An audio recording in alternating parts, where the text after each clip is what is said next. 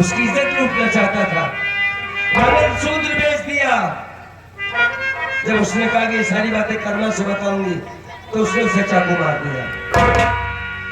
इतना कहते कहते कजरी को नहीं लाया, नहीं लाया कजरी को। तेरी कजरी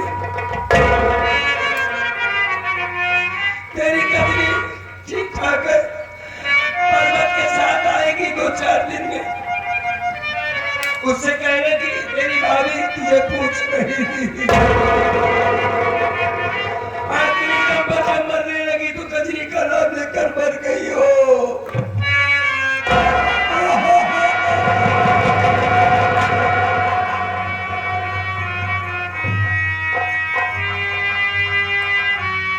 हमने कसम खाया कि जब तक रंजीत ओबराय तुझे मार नहीं डालूंगा। और मरती उसे हमारी दुनिया उजाड़ने वाला रंजीत ओबराय, कुत्ते की मौत तुम्हारा उसे मैंने। और साहब एक बात बताऊं, मैं तो अपने आप को खुद कानून के हवाले कर रहा था, क्योंकि मुझे कानून से कोई दिक्कत नहीं थी, कोई परेशानी नहीं थी। और आज आपने मुझे गोली मारा, फिर फांसी का ऑर्डर हो गया। खैर वो छोड़ो। हाँ, अगर मेरी फांसी लगाना तो मेरी लाश मेरी बहन कजरी को जरूर दे देना। क्या बात है साहब, आपको तो खुश होना चाहिए। आपके आंखों में आंसू। अरे भाई, आपके तकबे को बढ़ा दिया जाएगा।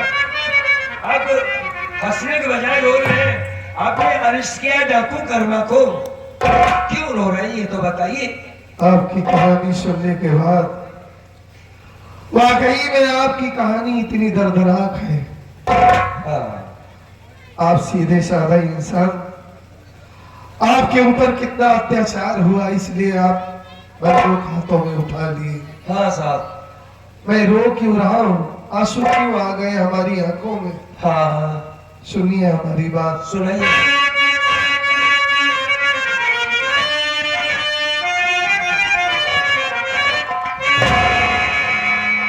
गौर से देखो कर्मा, अरे भैया मुझे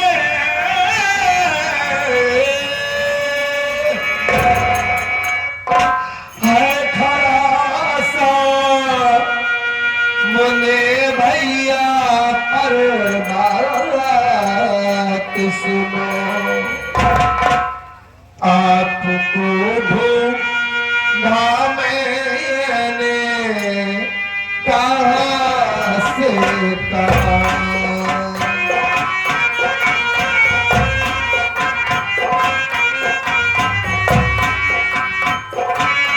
आपको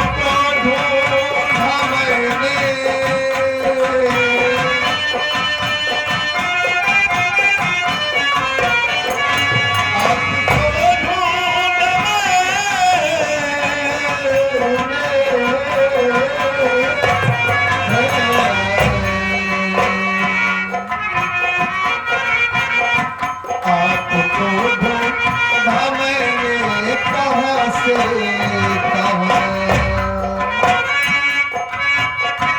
अपने सीने से भैया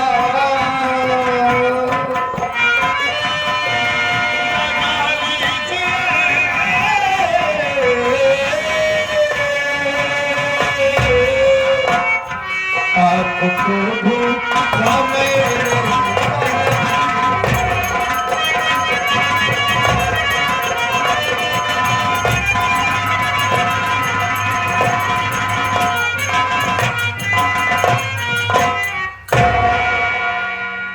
अरे कर्मा भैया, अरे ज्यादा मुझे पहचान नहीं रहे। मैं कजरी का पति पर्वत हूँ। पर्वत, अरे आपको कहां से कहां नहीं ढूंढा, लेकिन जब गांव गया तो पता चला कि आप गांव छोड़कर कहीं चले गए हैं।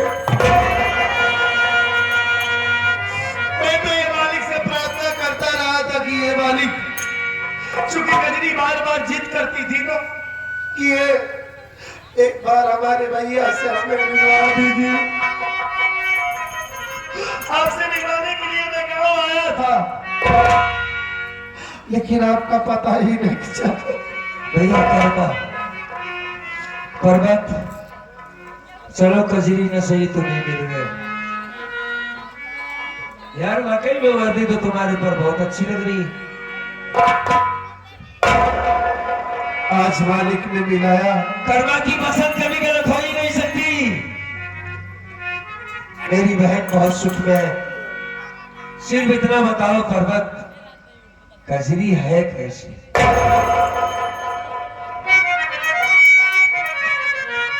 ठीक है। कहती थी कि भैया के पास ले चलो, भैया मिला नहीं यार। खैर छोड़ो इन बातों को। अब तो मेरी फांसी हो जाएगी। आपने एक वादा किया है मुझसे कि मैं तुम्हारी हर जरूरत को पूरी करूंगा। आखिरी बार एक छोटा सा काम कर दो पर्वत। बोलिए। अब एक पुलिस वाला बन करके कहा है ना कि मैं तुम्हारी सारी जरूरत को पूरी करूंगा। हाँ। ना मैं कुछ खाना चाहता हूँ, ना पीना चाहता हूँ, और ना ही मुझे किसी चीज की जरूरत है। एक बार कजरी को देखना चाहता हूँ।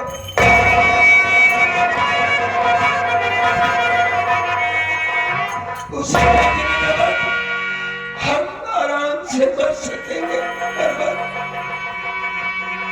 ये पर्वा कर्मा तुमसे बड़ा है। तुम्हारे सामने हाथ जोड़ता हूं। नहीं भैया। मेरी कजरी तो एक बार मुझसे मिला दो।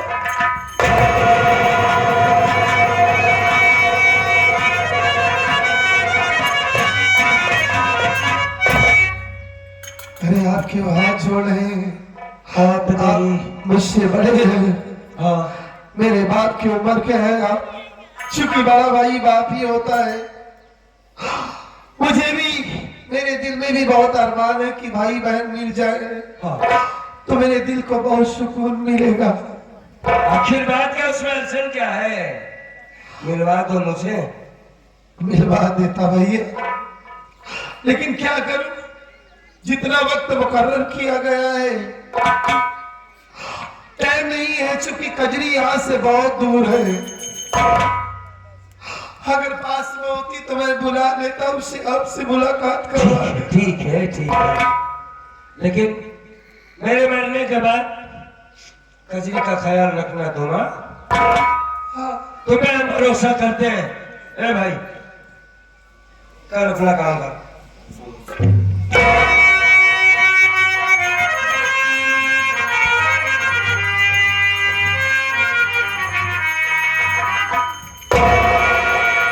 मुझे माफ कर देना भैया। हाँ। मैं अपने फर्ज से इतना मजबूर हूँ, कानून के हाथों से इतना बना हुआ हूँ कि आपके लिए मैं कुछ नहीं कर पाया। आपकी वजह से मैं मुलाकात नहीं कर पाया। मुझे माफ करना चौकीदार। मैं नंबर बोल रहा हूँ, रस्सी खींचना। नंबर 1 और नंबर 2।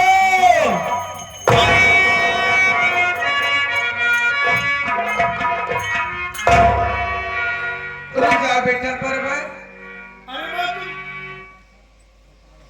अचानक यहाँ पर आ गई और सरकारी काम में क्यों बाधा डाल रही हो तुम नहीं जानती इस मुजरिम की फांसी होने जा रही है। और ये मैं क्या देख रहा हूँ तुम्हारे हाथों में? ये कोड कैसे हो गया? हाँ बेटा, मेरे हाथों में कोड़ हो गया, लेकिन इससे पहले एक कौन है, किसकी फांसी होने जा रही है?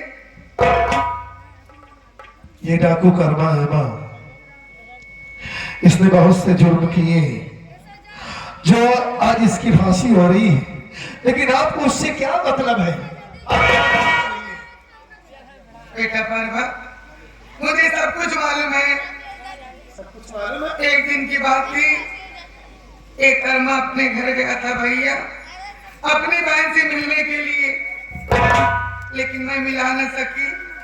आज इस सरकार की मुनादी सुनने के बाद मैं अपने आप को रोक ना सकी और अपनी बहू कजरी को लिवा करके आई हूँ। और मैं तुमसे हाथ जोड़ती हूँ बेटा, इसकी फांसी होने से पहले एक बार इसकी बहन कजरी से मिलवा दो भैया। ये तो बड़ा अच्छा काम किया आपने माँ। आज आपने बहुत बड़ा काम किया है। जो कजरी को हमने साथ में लिवा करके आई है, कहाँ है कजरी? बुलाओ से।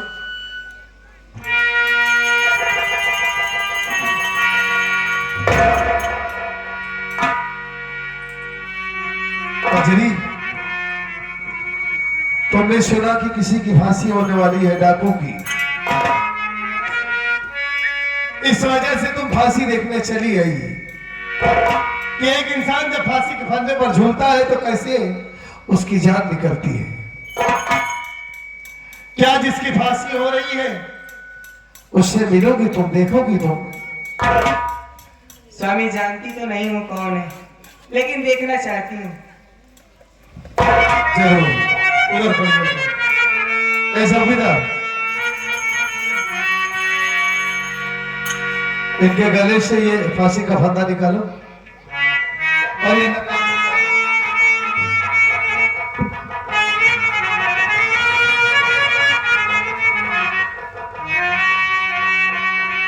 क्या बात है स्वेटर बाबू, काहे का टाइम लगा रहे हैं? टाइम इसलिए लगा रहा हूं भैया हाँ। कि आपसे कोई मिलना चाहता है। मुझसे कौन मिलने आएगा? बहुत ही बेताब है वो। अपने जिंदगी में बहन कजरी के सिवा कोई तो था ही नहीं। कौन आया है? बुलाओ उसे। आपका कौन है भाई? बुलाओ। कजरी,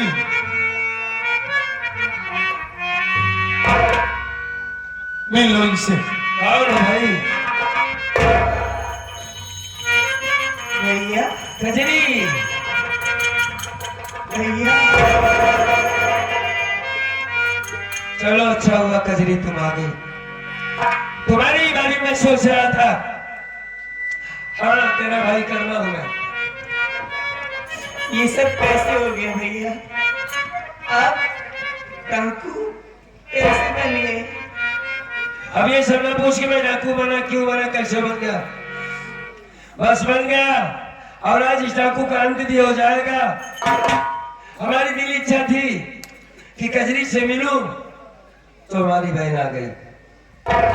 कजरी, हाँ भैया। तेरा भाई तेरे सामने आ गया। अपनी भाभी को नहीं पूछेगी तू? वही तो जानना चाहती हूँ कि आप यहाँ इस हालात में हैं, तो मेरी भाभी समान मेरी माँ कहाँ है भैया? मेरी माँ को कहाँ छोड़ के चले आए आप? तेरे घर गया था, तुझसे मिलने के लिए तेरी सास ने मार के भगा दिया। 2 लाख रुपए मांगा था। आप मेरे घर आए थे, सिर्फ इतना कहना था कि मेरी कजरी के बाद मुझे दिखा दे, लेकिन ये जालिम औरत ने मुझे किससे मिलने नहीं दिया। बहुत मारा था मुझे। घर लौट कर आया, रंजीत ओबराय ने तेरी भाभी को चाकू मार दिया। मैं उसे मर गई, लेकिन जाते जाते ये कहा था कि मेरी कजरी से एक बात जरूर कहना कि मैं तुझसे बहुत प्यार करती हूँ, तुझे देखना चाहती हूँ, तुझे मिलना चाहती हूँ। बहन कजरी, भैया तू कुछ बोलना नहीं है? कई वर्षों के बाद तुझे आज देख रहा हूँ, चुपचाप खड़ी रहना कजरी। आज जी भर के तुझे देख लेना चाहता हूँ। भैया, मैं तो सोच रही थी कि आप मुझसे कभी मिलने आए ही नहीं। नहीं, ऐसी बात नहीं। मैंने सोचा कि इसका कारण सिर्फ दहेज है, इसकी वजह से मेरे भाई मुझसे मिलने नहीं आए। नहीं कहीं ऐसी बात नहीं। लेकिन आज पता चला कि आप आए थे अपनी बहन से मिलने, लेकिन मेरी सास ने मिलने नहीं दिया। और आज मिले हैं ऐसे मोड़ पर। एक बार अपनी बहन को गले नहीं लगाओगे भैया? करती है तू? मैं एक पापी आदमी हूं, तू एक अच्छी लड़की है। तेरे भाई के हाथों से खून हुआ है। रंजीत तोमरा को मैंने मार डाला गुड़िया। मेरी भाभी को मारा था कुत्ते ने। बस तुझे तू पर्वत के साथ खुश रहना। जा।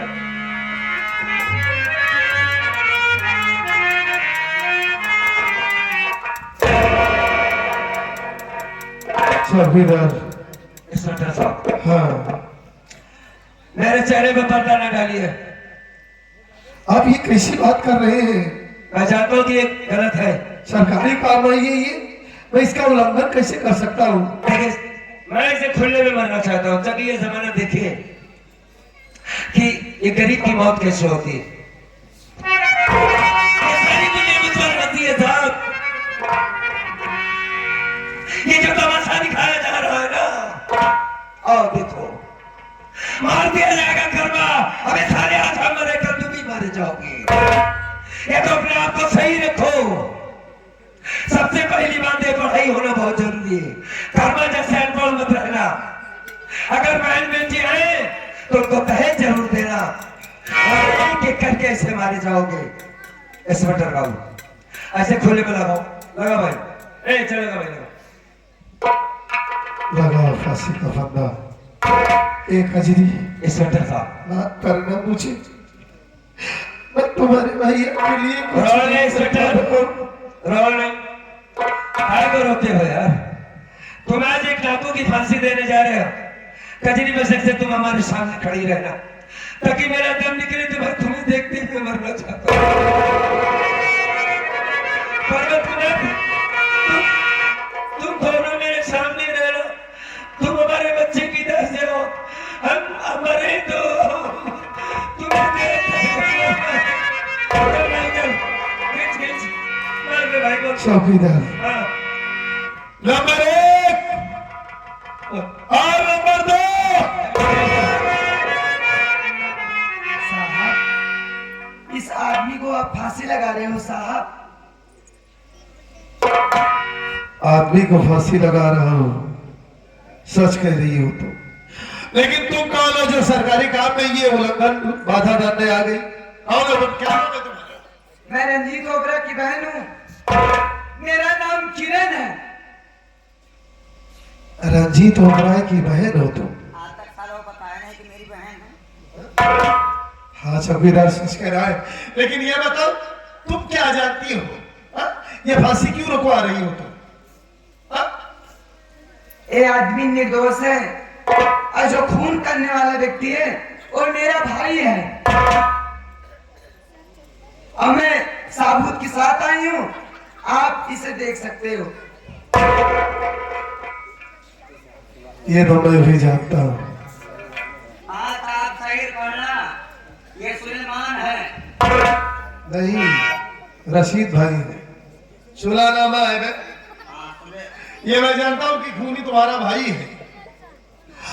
अपने बदले के लिए कर्मा भैया से खून हो गया, और अच्छा किया तुमने जो कोर्ट से सुलानामा लेकर चली आई।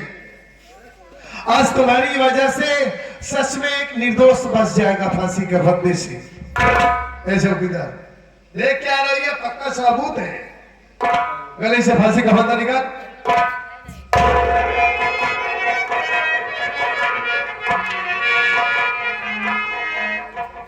ए लड़की, फांसी से तो ये बच जाएंगे, मैं इन्हें छोड़ दे रहा हूं, लेकिन कुछ दिन के लिए इन्हें जेल जाना पड़ेगा। और जब मैं तुम्हें बुलाऊंगा गवाही के लिए, तुम्हें कोर्ट में आना पड़ेगा। जाने से पहले साहब इससे हम दो बातें करना चाहिए। मैं जरूर आऊंगी साहब। ए किरण, बात करना चाहते हो? जरूर जरूर। बात करो। किरण, आज तुमने हम पर एहसान किया। मैं तुम्हारा पूरी उम्र पूरी जिंदगी एहसान मंद रहूंगा। उस दिन मैं तुम्हें मारने जा रहा था, बहुत बड़ी भूल हो जाती हमसे। गलती किया था मैंने जो तुमको मारने की धमकी दी थी। तुम्हारे भाई को मार डाला, इसके बावजूद भी तुमने इतना बड़ा काम करके दिखाया, मेरी फांसी को रुकवा दिया, सुलानामा लेकर आई हो। मैं तुम्हारा आभार व्यक्त करता हूं, लेकिन जेल में मुझसे मिलने जरूर आना तुम। ठीक है। किरण, बैठ कजरी। आओ। अब तेरा भाई बच गया, जेल जा रहा हूं, आएगी मेरे पास? आऊंगी भैया, आएगी नहीं? और आपको छुड़ाने की कोशिश करूंगी, हाँ, ताकि आप हमेशा हमेशा के लिए हमारे अरे पास आ जाएं। पगली, हाँ, मेरे पास है। रोती क्यों है? मैं आपसे वादा करता हूं भैया, आप रोइए नहीं। मैं फिर से आप भाई बहन को मिलाऊंगा और शहर का बड़ा से बड़ा वकील करूंगा मैं, वो आपका केस लड़ेगा। अब बहुत जल्दी आप सबके साथ में रहेंगे। कुछ भी मत करना, सिर्फ एक ही काम करना साहब। क्या? कजरी को खुश रखना बस। आज तक मैं उसको खुश रखता आया। मैं जा रहा हूं, अपना ख्याल रखना।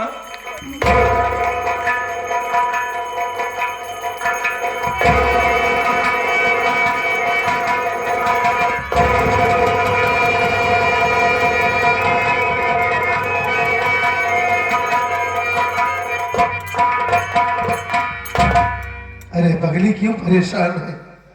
मैं समझ रहा हूं तुम्हारे भैया इतने दिनों के बाद मिले, थोड़ी देर में फिर तुम्हारे नजरों से दूर हो गए। मैं छुड़ाऊंगा भैया को। अपने पति के ऊपर भरोसा नहीं है? साथियों, यहीं से हमारी संगीत का अंत होता है। संगीत का नाम था बैरी सास और कानून का इंसाफ उर्फ डाकू कर्मा सिंह। बैरी सास, कानून का इंसाफ उर्फ डाकू कर्मा सिंह। अगर हमारा कार्यक्रम आप सबको अच्छा लगा हो, पसंद आया हो, तो आप लोग फिर से सेवा करने का मौका देंगे। तो एक नई संगीत के साथ फिर से आप लोगों के सामने हम लोग हाजिर होंगे। इसी के साथ जय हिंद, जय भारत।